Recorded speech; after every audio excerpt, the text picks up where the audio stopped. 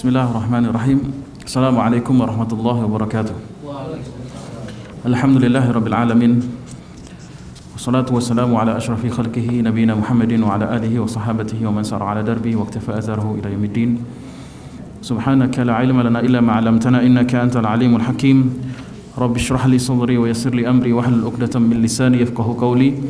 Allahumma 'allimna ma yanfa'una wanfa'na bima 'allamtana wa zidna ilman ya rabbal alamin. Allahumma arinal haqqa haqqan warzuqna ittiba'ahu wa arinal batila batilan warzuqna al-ijtinabah. Allahumma faqihna fid din wa 'allimna ta'wil. Amin ya rabbal alamin. Amma ba'du, jamaah ikhwatal iman, bapak-bapak, rekan-rekan semuanya yang dirahmati oleh Allah Subhanahu wa taala. Kembali kita dipertemukan oleh Allah Subhanahu wa taala melalui pertemuan demi pertemuan dari kajian lepas kerja kantor PP Muhammadiyah. Semoga pertemuan demi pertemuan ini senantiasa diberkahi dan diterima oleh Allah Subhanahu wa taala sebagai amal saleh.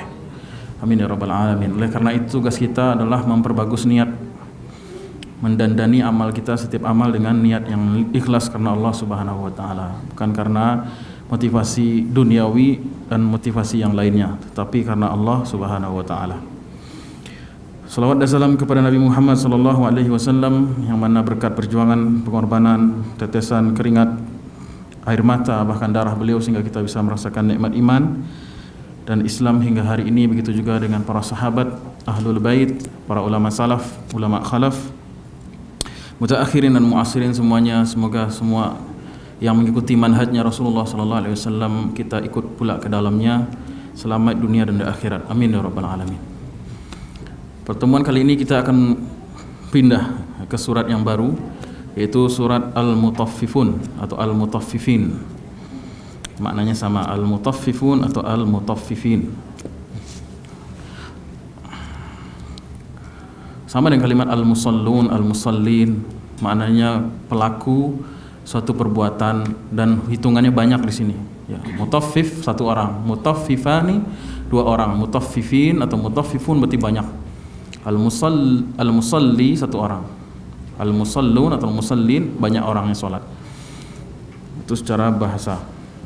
Surah Surah Al-Mutaffifun atau Al-Mutaffifin intinya atau dibuka pada surat ini dibuka tentang bicara tentang keharaman berbuat zalim kepada Allah, kepada hamba-hamba Allah Subhanahu wa taala, ya. Dan dimulai surat ini dengan sesuatu yang keras, yang enggak enak gitu. Apa kalimatnya? Wailul lil mutaffifin. Dalam Al-Qur'an ada dua surat yang dimulai dengan al-wail, kalimat wail ini. Wail itu artinya celaka, ya. Ada dua makna. Doa kecelakaan atau kebinasaan terhadap seseorang. Wailun lak artinya binasa kamu, habis kamu, mampus kalau bahasa Betawinya, yaitu ungkapan bahasa Arab wail. Atau menurut Ibnu Abbas, wail maknanya adalah nama neraka jahanam atau nama sebuah wadi atau lembah di neraka jahanam, ya. Jadi maknanya jelek, ya. Dan kalau secara ilmu fikih atau ilmu akidah, kalau ada perbuatan yang dilaknat dalam Al-Qur'an, ya, mendapatkan azab yang pedih atau dilaknat dengan ungkapan-ungkapan tertentu termasuk wail, berarti termasuk dosa yang besar. Ya, dosa terbagi dua, ada dosa yang besar atau al-kabair, ya, ada dosa kecil atau as-saghair. Apa perbedaan antara dosa besar dan kecil? Pernah kita bahas ya? Pernah atau belum? Belum ya. Dosa besar adalah setiap perbuatan yang dilaknat oleh Allah dan Rasulnya atau memiliki hukum hudud di dunia. Ya, misalnya mohon maaf dipancung atau dibunuh atau dikisos, ya, dan lain sebagainya, ya. Makanya membunuh orang lain dengan sengaja, kemudian berzina, mencuri, kalau sampai pada nisab mencuri itu 4 dinar, ya, maka termasuk dosa-dosa besar. Memaki orang tua atau mendurhakai orang tua termasuk kabair atau dosa-dosa besar. Nah, di sini berbuat curang, ya, maka sama hukumnya terkena kepada dosa atau digolongkan pada dosa yang besar, itu diinstruksikan dengan dalil kalimat wailun, ya. Kita katakan tadi bahwasanya hanya dua surat dalam Al-Qur'an yang dimulai oleh kalimat wail. Dan kedua surat ini berbicara tentang kezaliman terhadap hak-hak orang lain sesama hamba Allah. Surat yang pertama yaitu surat Al-Lumazah. Sudah pernah kita bahas. Wailul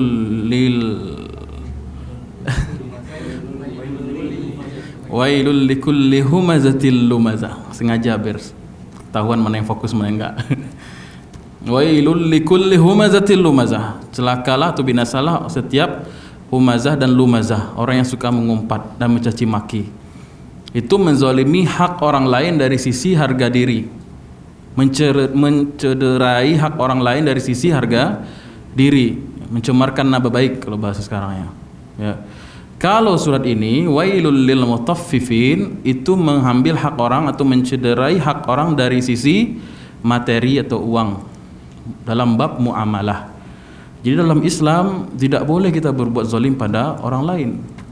Kata Rasulullah SAW, bahkan orang kafir, wa khaliqin nasa bi khuluqin hasanin, dan pergaulilah atau berakhlaklah kepada manusia ya, warnanya muslim ya, bahkan orang kafir pun dengan khuluqin hasan, dengan akhlak yang baik, dan konsekuensinya berat ya. Konsekuensinya berat apabila kita mengganggu hak orang lain ya. Dalam Al-Qur'an yang pertama tadi surat Al-Lumazah itu mencederai hak-hak atau harga diri orang lain, mencemari dan membaiki dia. Kemudian di surat Al-Mutaffifin mencederai hak-hak materi atau harta benda orang lain, tidak boleh ya. Al-Mutaffifin, karena selain ya pembagian dosa yang kita sebutkan tadi, dosa kecil dan dosa besar, ada pembagian yang lain yaitu dosa yang berkaitan dengan hak Allah dan ada dosa yang berkaitan dengan hak manusia. Kalau dosa yang berkaitan dengan hak Allah itu pertanggungjawabannya langsung antara si fulan, si hamba dengan Allah. Ya, misalnya tidak mengerjakan sholat dengan sengaja, berarti dia dosa yang tergolong kepada hak Allah Subhanahu wa taala. Kalau dia bertobat, selesai masalah. Tidak perlu minta maaf dalam artian kepada manusia, tidak perlu membayar sesuatu, tidak perlu, karena itu dosa antara dia dan Allah. Seperti berzina ya, itu juga dosa seseorang dengan Allah Subhanahu wa taala. Maka selesai dengan tobat nasuha, tobat yang sebenar-benarnya. Tapi kalau dosa sudah berkaitan dengan hak adami ya, apa hak bahasa Indonesianya? Bahasa Indonesia hak juga ya. Hak-hak manusia itu tidak bisa hanya dengan tobat nasuha. Punya hutang pada teman ya, walaupun teman akrab, 6 juta hutang misal gitu kan, kemudian enggak kita bayar-bayar, sengaja kita tunda-tunda padahal uang banyak, padahal uang ada ya, tapi kita tidak ngomong, kemudian kita kayak pergi aja gitu kan, tadinya akrab akhirnya menjauh, kalau ditagih malah dia lebih galak ya, itu tak cukup dia hanya bertobat kepada Allah. Ya Allah, saya bertobat karena tidak membayar hutang, alhamdulillah Allah sudah terima tobat saya. Enggak cukup, dia harus menyelesaikan hak orang lain yang berkaitan. Pilihannya dia meminta maaf dan tidak membayar dan dia ridho, atau dia harus membayar.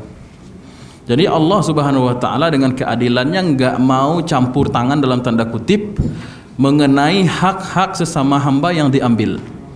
Allah angkat tangan. Nah, ini penting kita ketahui supaya kita enggak bangkrut nanti di akhirat. Allah tidak mengambil, enggak ikut campur terhadap hak-hak sesama hamba Allah Subhanahu wa taala. Ya. Selesaikanlah ya, supaya nanti kita tidak muflis, menjadi hamba yang muflis. Apa itu muflis? Ya Rasulullah pernah bertanya pada sahabat, apakah yang kalian tahu tentang orang yang muflis? Maka sahabat bertanya, ya Rasulullah, orang yang kehabisan perdagangannya, tidak dapat untung, atau orang yang kemakan modalnya.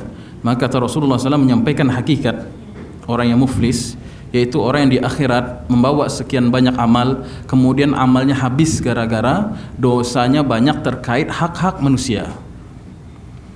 Mau haji setiap tahun, umroh setiap pekan ya, mau bangun 1000 universitas Islam, mau membangun masjid berapapun dia bangun, tetapi kalau mulutnya enggak dijaga, al-lumazah wal humazah, kemudian hak tetangga enggak dijaga, kemudian komentar di Facebook enggak dijaga ya, komen di Instagram kawan enggak dijaga ya, di jalan maki-maki orang, egois, arogan dan lain sebagainya, itu cikal bakal orang yang akan bangkrut nanti di akhirat ya.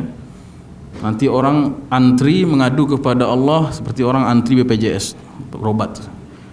Ya Allah, ya Allah, saya nggak ridho si fulan masuk surga. Pak Haji itu nggak boleh masuk surga.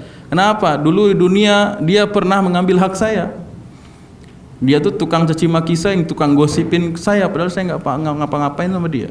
Maka kata Allah, ambil pahala solatnya sekian tahun, ambil pahala solatnya 3 tahun, ambil pahala hajinya 40 tahun, sehingga amalnya itu berkurang.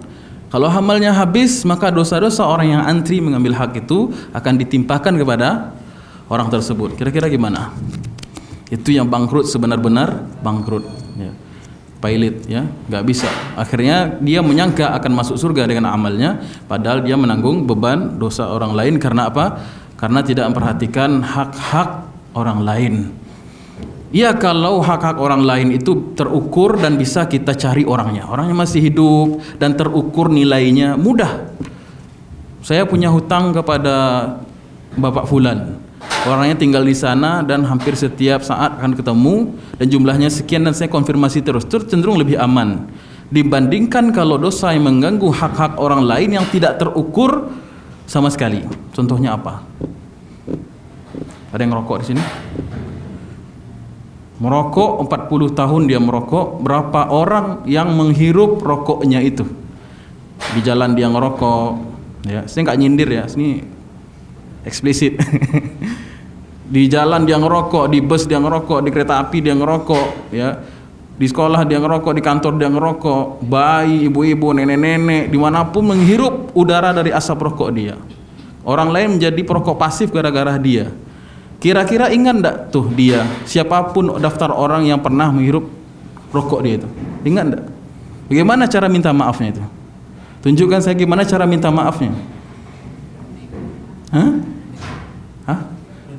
Dia mau diting rokok, ya nggak selesai. Nah, udah dihirup, udah dihisap sama orang lain. Jadi perokok budiman itu ngerokok hisap semuanya, nggak boleh dikeluarin. Kayak orang mengganja ya, hisap semuanya gitu. Ya makan semua gitu. Jadi ya hati-hati dengan dosa, terutama dosa besar, kabair, dan dosa yang terkait dengan hak-hak orang lain. Ya, apapun itu, ya, nggak hanya perokok, ya, bisa dikiaskan atau dianalogikan dengan dosa-dosa yang lain. Ya.